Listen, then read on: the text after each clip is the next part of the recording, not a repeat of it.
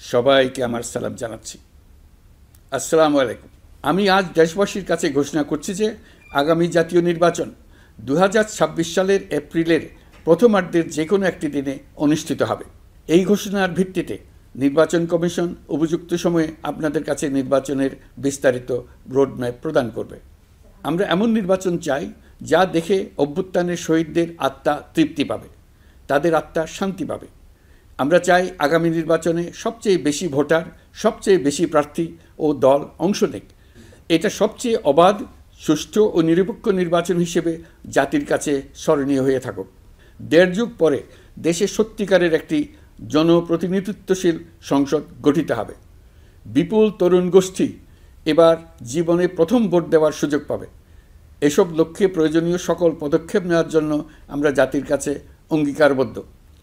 আমি দেশবাসীর প্রতি আহ্বান জানাই, আপনারা সকল রাজনৈতিক দল এবং আপনাদের এলাকার প্রার্থীদের কাছ থেকে সুনির্দিষ্ট অঙ্গীকার আদায় করে নেবেন, যেন আগামী সংসদের প্রথম অধিবেশনেই যেসব সংস্কারের প্রশ্নে ঐকমত্য অর্জিত হয়েছে তা কোনো প্রকার কাটাছেঁড়া ছাড়াই যেন তারা অনুমোদন করেন।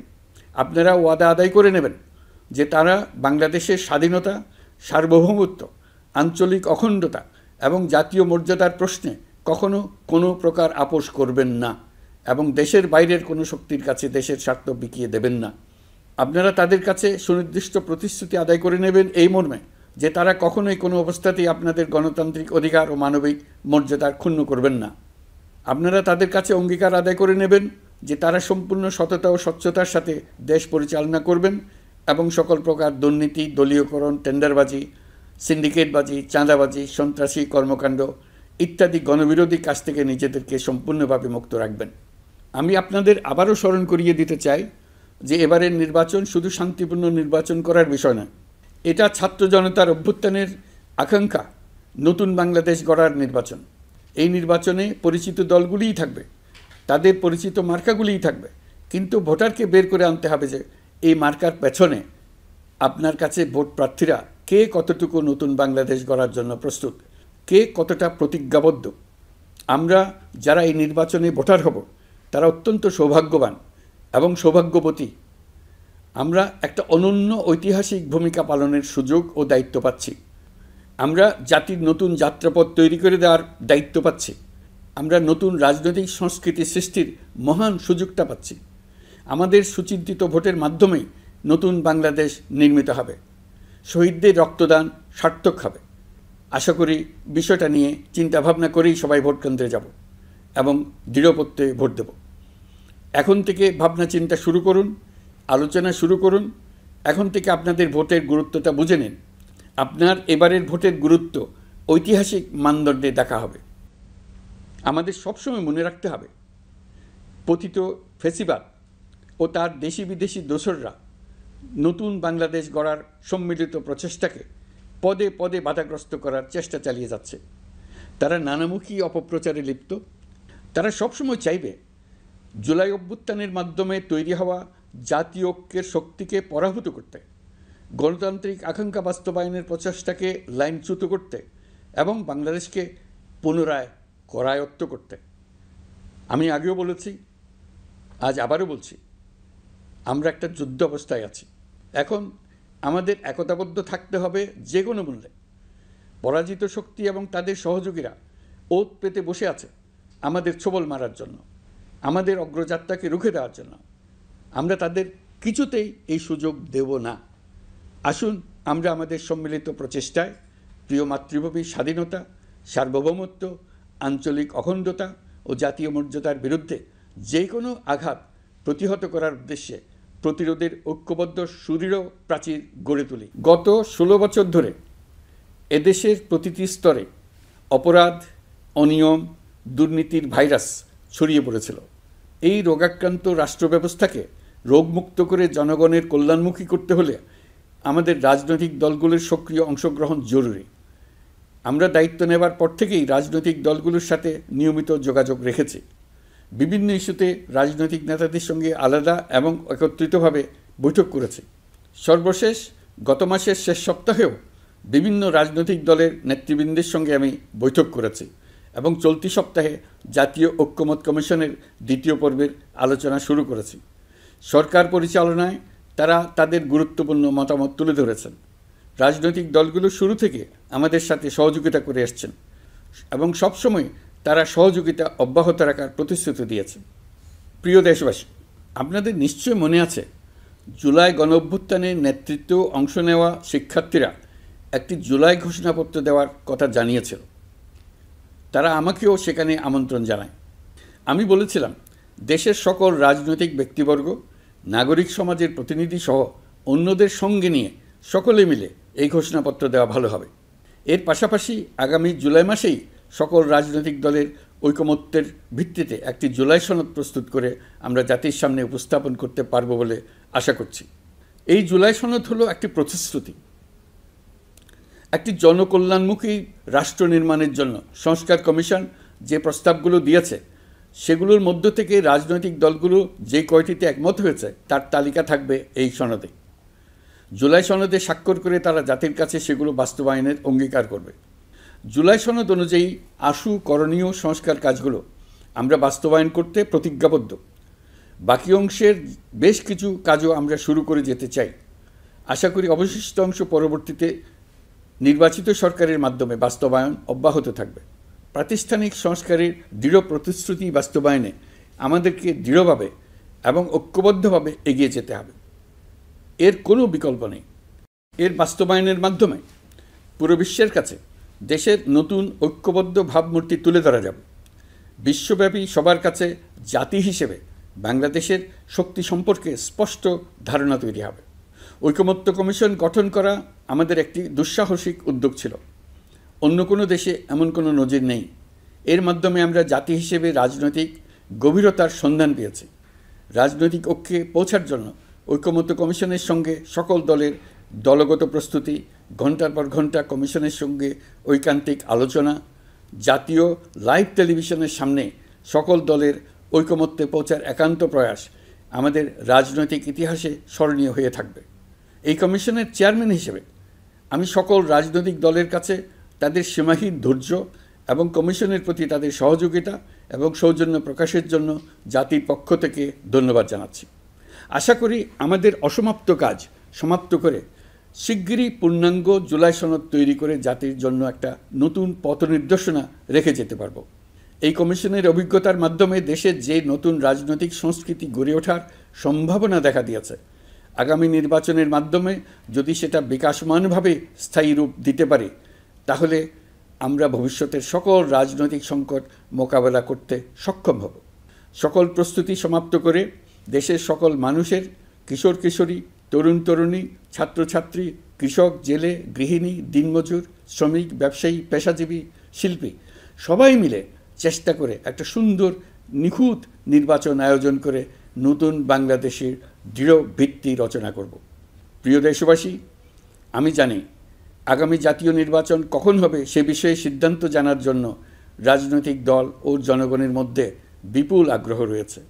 আমি বারবার বলেছি এই নির্বাচন ডিসেম্বর থেকে আগামী বছরের জুনের মধ্যে অনুষ্ঠিত হবে। এই সময়ের মধ্যে দেশের নির্বাচন উপযোগী পরিবেশ সৃষ্টির জন্য যা যা করা দরকার সরকার তাই করছে। এখানে মনে রাখা জরুরি, বাংলাদেশ স্বাধীনতার পর থেকে যতবার গভীর সংকটে নিমজ্জিত হয়েছে তার সবগুলোরই প্রধান কারণ ছিল ত্রুটিপূর্ণ নির্বাচন। ত্রুটিপূর্ণ নির্বাচন প্রক্রিয়ায় বারবার ক্ষমতা কক্ষিগত করার মধ্য দিয়ে একটি রাজনৈতিক দল বর্বর ফ্যাসিস্টে পরিণত হয়েছিল। এই ধরনের নির্বাচন যারা আয়োজন করে তারা জাতির কাছে অপরাধী হিসেবে চিহ্নিত হয়ে যায়। এমন নির্বাচনের মধ্য দিয়ে যে দল ক্ষমতায় আসে তারাও জনগণের কাছে ঘৃণিত হয়ে থাকে।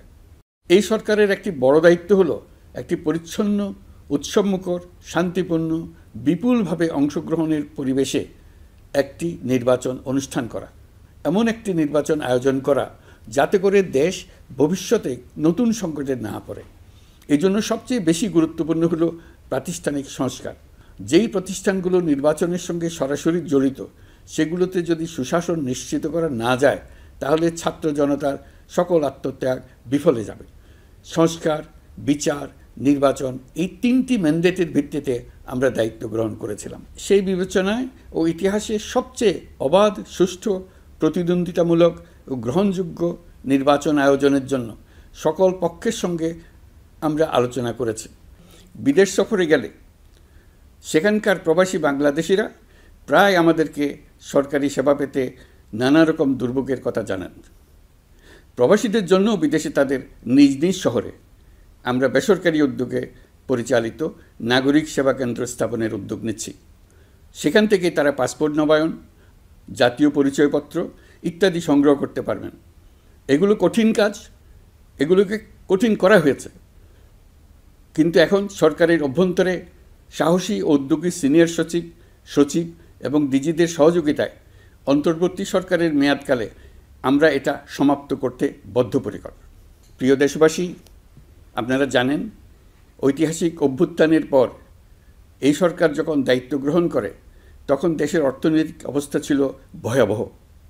ভয়ঙ্করভাবে যুদ্ধবিধ্বস্ত দেশের অর্থনীতিও এতটা খারাপ থাকে না যতটা খারাপ করে দিয়েছে 16 বছরের লাগামহীন লুটপাটতন্ত্র।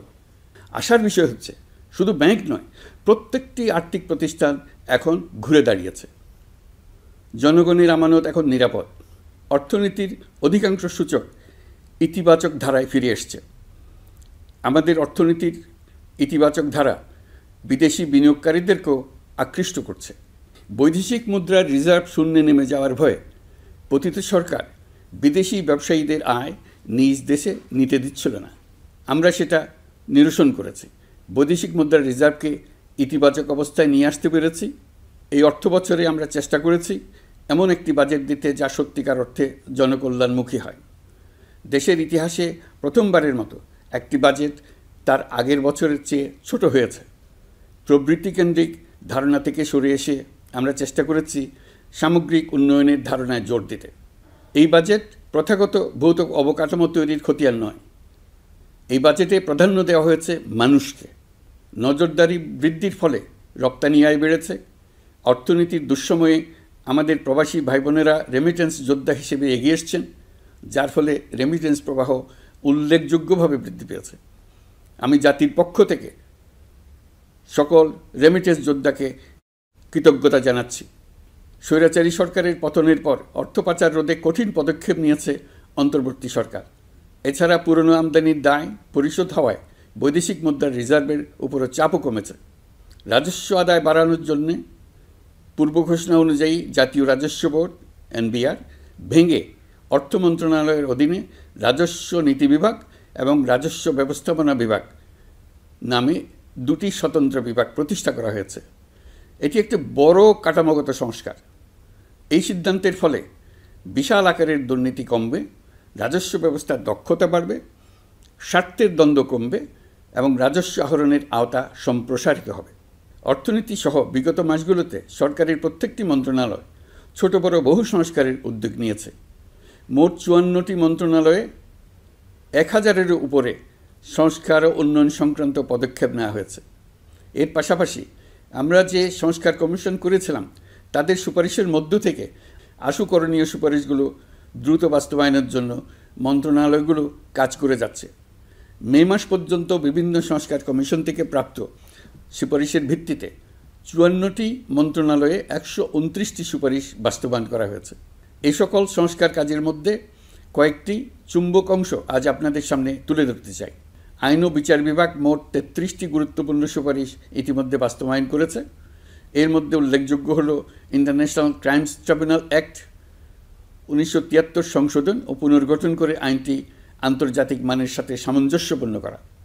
বিচার বিভাগীয় সংস্কার কমিশনের প্রস্তাব অনুযায়ী সুপ্রিম কোর্ট বিচারক নিয়োগ অধ্যাদেশ 2025 প্রণয়ন ও জারি করা হয়েছে। এর অধীনে প্রথমবারের মতো বাংলাদেশের ইতিহাসে গণবিজ্ঞপ্তির মাধ্যমে সুপ্রিম কোর্টে বিচারক নিয়োগের সুযোগ তৈরি হয়েছে। দেওয়ানি কার্যবিধির সংশোধন করা হয়েছে, যার ফলে এখন বাদীকে আর দিনের পর দিন সশরীরে আদালতে যেতে হবে না। এক একটি দেওয়ানি মামলা নিষ্পত্তি হতে আগে যত সময় লাগত, এই সংশোধনীর ফলে সময়সীমা অর্ধেকে কমিয়ে আনা সম্ভব হবে বলে আমরা মনে করছি। দেশের 1000-এর বেশি অবকাঠামো এবং প্রতিষ্ঠানের নাম পলাতক প্রধানমন্ত্রীর বাবা, মা, ভাই, বোন, আত্মীয় স্বজনের নামে প্রতিষ্ঠিত করা হয়েছিল। তার মধ্যে ছিল সেনানিবাস, বিমান ঘাঁটি, নৌবাহিনীর জাহাজ, মেগা সেতু, সড়ক, স্থাপনা, স্কুল, কলেজ, বিশ্ববিদ্যালয়, হাসপাতাল, গবেষণা কেন্দ্র, আরও বহু কিছু। এগুলোর সব নাম পরিবর্তন করা হয়েছে। নারী ও শিশু নির্যাতন দমন আইন সংশোধন করা হয়েছে। প্রবাসী ভাই বোনদের অনেক দিনের দাবির পরিপ্রেক্ষিতে পাওয়ার অফ অ্যাটর্নি বিধিমালা সংশোধন করা হয়েছে। এখন পুরনো পাসপোর্টে নো ভিসা রিকোয়ার্ড স্টিকার থাকলে কিংবা জন্মসনদ থাকলে বিদেশ থেকে পাওয়ার অফ অ্যাটর্নি সম্পাদন করতে পারবে। আগামী 2 মাসের মধ্যে আইনগত সহায়তা কার্যক্রম ব্যাপকভাবে বিস্তার করা হবে। বছরে এখন গড়ে 35,000 মামলা নিষ্পত্তি হয়। আমাদের লক্ষ্য এটিকে 2 লক্ষ মামলায় উন্নতি করা। মামলা দায়েরের 48 ঘন্টার মধ্যেই যাদের বিরুদ্ধে মামলার কোনো ভিত্তি নেই তাদের বাদ দেওয়ার ব্যবস্থা করা হচ্ছে। আমরা সর্বোচ্চ চেষ্টা করেছি দেশের মানুষকে লুটপাটতন্ত্র থেকে বের করে আনতে। আপনারা জানেন বিগত 16 বছরে উন্নয়নের নামে মেগা প্রকল্প নিয়ে কী পরিমাণ লুটপাট হয়েছে। মেগা প্রকল্পগুলো যেন হয়ে উঠেছিল মেগা ডাকাতির প্রকল্প। আমরা দায়িত্ব গ্রহণের পরপরই বিভিন্ন উন্নয়ন প্রকল্প পুনরায় মূল্যায়ন করে দেখেছি যে প্রায় সব প্রকল্পেই ভৌতিক ব্যয় ধরা হয়েছে। শুধুমাত্র সড়ক, পরিবহন ও মহাসড়ক বিভাগ, সেতু বিভাগ, রেল মন্ত্রণালয়, বিদ্যুৎ বিভাগ, জ্বালানি ও খনিজ সম্পদ বিভাগ, এই 5টি বিভাগে ব্যয় সংকোচ করা হয়েছে 46,308 কোটি টাকা। এই টাকা দিয়ে জ্বালানি খাতে সমস্ত বকেয়া মিটিয়ে দিয়ে বকেয়ার পরিমাণ শূন্যে নামিয়ে আনা হয়েছে। বৈদেশিক ঋণ পরিশোধ করে সব ধরনের ঋণের ফাঁদ থেকে বেরিয়ে আসা আমাদের অগ্রাধিকার। দেশে বিনিয়োগ বাড়ানো ও নতুন কর্মসংস্থান তৈরিতে আমাদের গুরুত্ব দিতেই হবে। তা না হলে এ দেশকে আমরা যে স্থানে নিয়ে যেতে চাই সেখানে নিয়ে যাওয়া সম্ভব হবে না।